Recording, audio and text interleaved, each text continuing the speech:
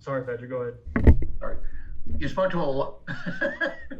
You spoke to us a lot this spring, and you talked so much, Sam, about your new approach at the plate and patience, et cetera. But you also said you were waiting for that first homer. You got it today. Can you take us through it? What did you hit? What was the approach, et cetera?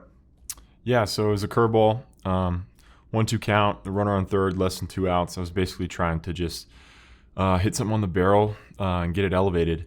And he made a couple good pitches, and I hadn't faced this guy before, so he threw a curveball and he just happened to leave it slightly up. I mean, it might have been a little bit down, like below the zone, but it was high enough for me to get some barrel on it. And I didn't think it was gone off the bat, but it carried just far enough and snuck over the fence. So it feels good to get that first one out of the way.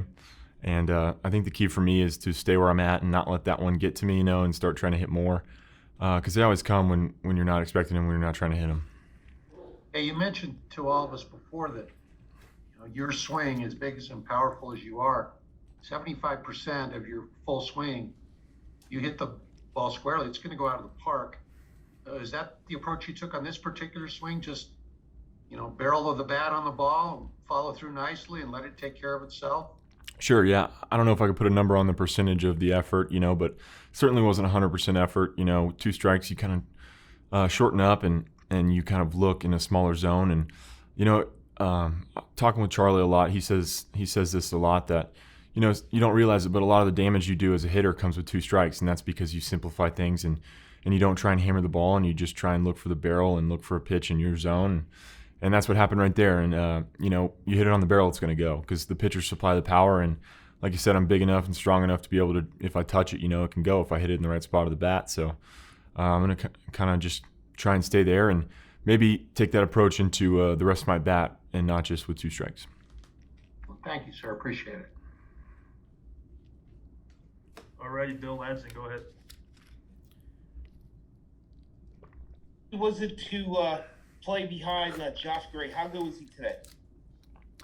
Yeah, John looked really good today. I thought he was doing a really good job mixing pitches. I think his off speed looked really good. And, I don't think his fastball is coming out quite as hot as it was the other day against the Rangers. I know he's got more in the tank, but I love playing behind John, man. He pounds the zone, and he's got great tempo up there. And, you're always on your toes as a fielder, thinking the ball's going to be, coming at you, or he's either going to strike people out or put it in the zone. So you just got to be ready, and I love playing behind him. Thank you. And we'll throw it back to Patrick. Sam, a question I don't believe I've asked you this spring.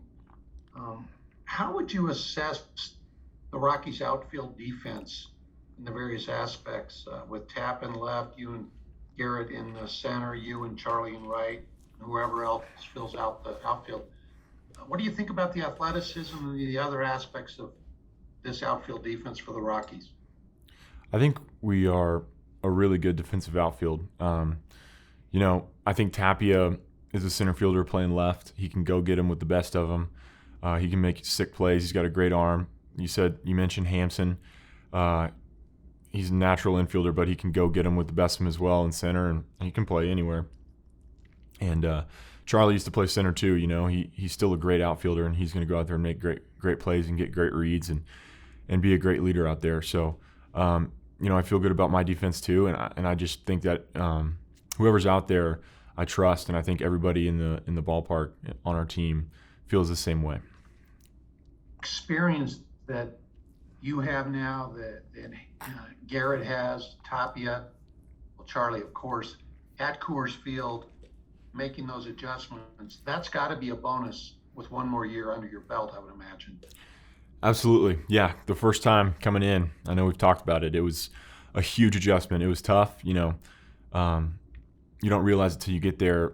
It's very difficult to cover all that ground, and you just got to be ready for the weird things that the ball's getting ready to do.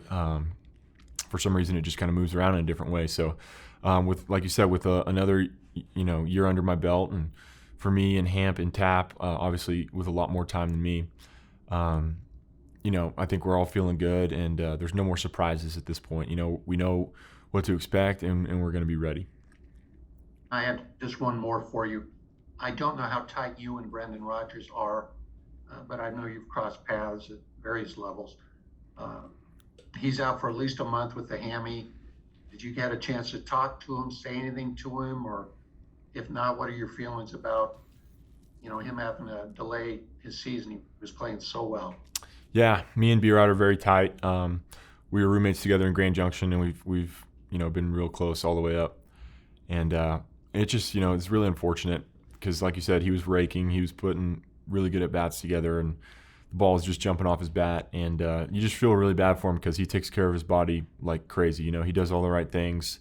He's really, really matured, since he got drafted in terms of how to take care of yourself off the field, and I really got to say he does everything the right way. And so to see someone go about their work that way and something still happen to them like that is just hard to watch, but at least it's not too bad. It'll be a month, and it won't be too long after opening day for him to get back. And I know he's going to be a really big help to the team. When he's locked in, there's nobody better. So it's a shame, but he'll be back soon. Thank you, Sam. All right, looks like that's all we got today. Thanks for your time, Sam. Yeah, no problem. Thanks, guys.